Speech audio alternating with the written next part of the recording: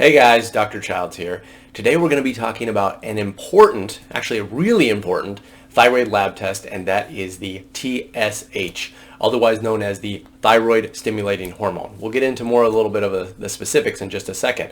But today I want to focus on the difference between having a suppressed TSH and a low TSH. So these are both quantified, these are both values that can be given to this particular hormone, and they mean different things for your body. And there's a lot of confusion about these topics, so I want to explain them to you. We'll talk about the risk associated with each one, what sort of TSH you should be aiming for, and more. So if you don't know me, I'm Dr. Childs. I'm an internist, and I specialize in treating people with thyroid conditions, helping people with other hormone imbalances, and of course, helping people lose weight. But today we're talking about the thyroid. So, and as I mentioned, we're going to be talking about a specific test called the TSH, or the thyroid stimulating hormone. Now, if you are somebody who has thyroid disease, there's no doubt in my mind that you know what the TSH test is.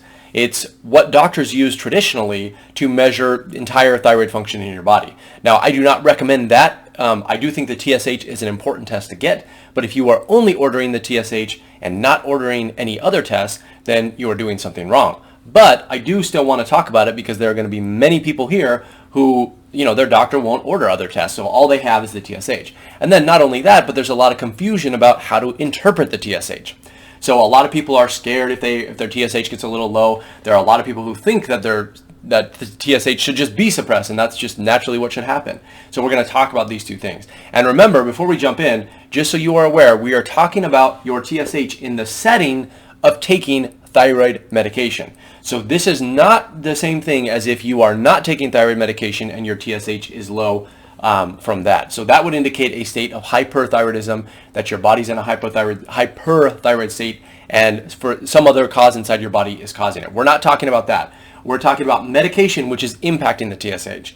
Because as you take thyroid medication, the TSH will always go down, okay? It will go down proportionally to the amount of thyroid medication that you take. The more thyroid medication you take, the lower your TSH will get. And if you continue to do this, eventually your TSH will become suppressed. So this is what we're talking about. We're talking about artificially reducing that TSH to two different points. So let's talk about these different points and we'll compare the two, talk about the risks and so on.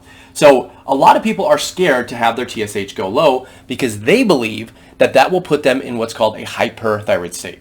So we know that people who normally have a TSH that is low without taking any thyroid medication are considered to be hyperthyroid, meaning their thyroid medication is too high. So a lot of doctors and patients actually too, they believe that if their TSH is low, similar to what you would find in the natural hyperthyroid state, that they are also hyperthyroid. But I'm here to tell you that that is not true necessarily. It sometimes can be true, but it isn't guaranteed. It isn't guaranteed that if your TSH is low, that you are going to be hyperthyroid or that you are hyperthyroid. You can absolutely have a low or suppressed TSH even and still have hypothyroid symptoms. And your body can only be hyperthyroid or hypothyroid. It cannot be both. Different tissues can be one or the other. Like for instance, if you take too much, well, let's not even get into that. That'll just probably confuse you. But consider generally that your body is either in a hypothyroid state or a hyperthyroid state. So if your TSH is low and you have low thyroid symptoms, you are not hyperthyroid. It's impossible to have those two things be together. You're either one or the other. So just think about that.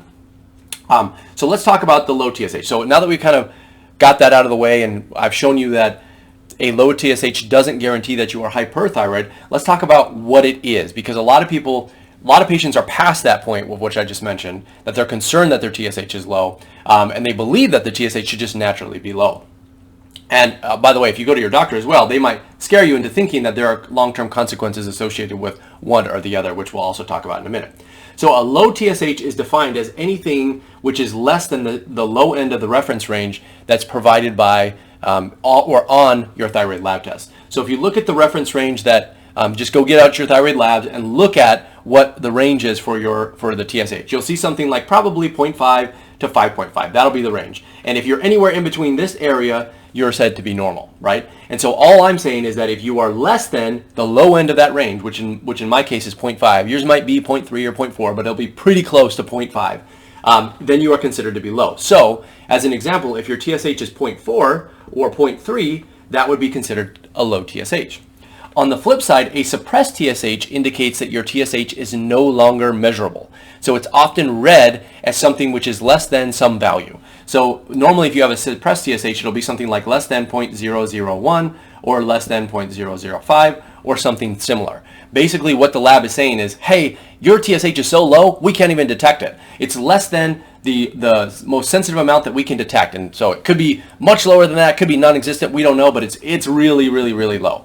So most people consider the low TSH to be dangerous, and they also consider the suppressed TSH to be dangerous, but that's not necessarily true. In fact, we know that having a low TSH really isn't associated with any risks, long-term risks, I should say. Now, there are people who, when they have a low TSH, will have hyperthyroid symptoms. So remember, I just said before, it doesn't guarantee that you are hyperthyroid if your TSH is low, but some people are sensitive. Some people like TSH, feel better when their TSH is 1.0 or 1.5 or something like that.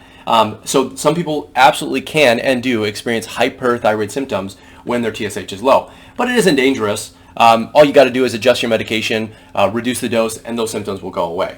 So there's no long-term consequences of having this low TSH. And by the way, I'm talking about looking at medical studies that have evaluated people that have low TSH for a long period of time. There just really isn't any risk except for how you feel. But again, that's not a serious risk. That just means you might have a little bit of jittery sensation or heart palpitations or something like that, and those will just go away once you adjust your dose. They aren't going to harm you for having a TSH that low. But let's talk about the suppressed TSH. So remember, I defined it as some value which can't even be accurately measured by your lab company or whoever's testing your labs. Now, surely there are some increased risks associated with that compared to the low TSH. And the answer is yes, there are some risks. So I'm going to talk about these. So let me get through them and then I'll explain to you why they're probably not as serious as you may think. So one of those is atrial fibrillation, and the other one is osteoporosis. So atrial fibrillation is a heart condition. So there are there is an increased risk of developing this condition, a heart condition, if your TSH is low for a long period of time. And there is a risk of developing bone loss, which is what osteoporosis is, if you have a suppressed TSH. So what doctors are really scared of is they believe that everyone, 100% of thyroid patients who have a suppressed TSH, will guaranteed develop these conditions. But that isn't actually what happens. Yes, it does increase your risk of developing these conditions, but it does not guarantee, just because your TSH is suppressed, that they will get there. Furthermore, there is a big difference in terms of the degree of suppression which you could have. So let me give you an example. Imagine I suppress your TSH by giving you 100 micrograms of levothyroxine. That's not a huge dose. Now imagine I gave you 500 micrograms of levothyroxine. So this one is much bigger, but both of them cause the same thing, which is your body just says, hey, we can't detect what's there. Well, the lab company says that because the TSH is so low. But surely there's a difference in terms of how these will affect your body, and that is true. So you can't just look at this and say, a suppressed TSH, it's dangerous 100% of the time, it's a thing that we have to avoid.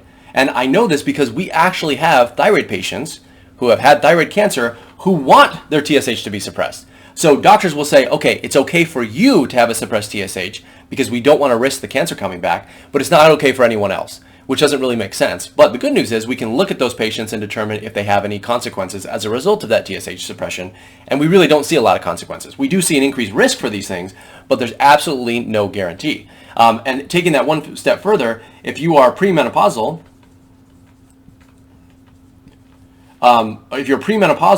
then these risks are even lower. So if you are, generally that's like around age 50 to 51, I think is the average age that women go into menopause. But if you have that, you have the protective effects of estrogen on your bones and on your heart, and so the risks are basically very limited. However, they are real and they are potentially there. So you need to figure out if it's worth it for you in your case to have a suppressed TSH or if you're okay with that. And you should do that by talking to your doctor, but make sure they are educated on what I've just described here. Because if they are not, then you may potentially have a problem. So that brings us to the last question, which is, okay, I get all this stuff, but then what should my TSH goal be? Well, I'm really here to tell you that there really isn't a goal necessarily that you should be shooting for. Like, for instance, I wouldn't say everyone with thyroid conditions should aim for a TSH of 1.0 or 1.5 or 0.5. It really doesn't work that way because of everything that I just described here. So instead, what I recommend is don't be afraid if your TSH is low, but definitely don't shoot for a suppressed TSH. So what this will do is this will make sure that you are sufficiently getting enough thyroid hormone through your medication, but also limiting your risk. So that's really how I would think about it. I'll have another video coming out that has some more guidelines on that, but that's generally how I would recommend you guys look at it. So again, don't be afraid if your TSH goes low. Remember, defined as less than the low end of the reference range, 0.05, but try not to have your TSH being in the suppressed range, which you'll know because it shows that modification of less than some value. So like less than 0.001 or less than 0.005 or something similar. It just depends on which one you're using. So aim for low, but don't shoot for suppressed. But again, suppressed may make sense in certain situations. So that's really how I would think about it.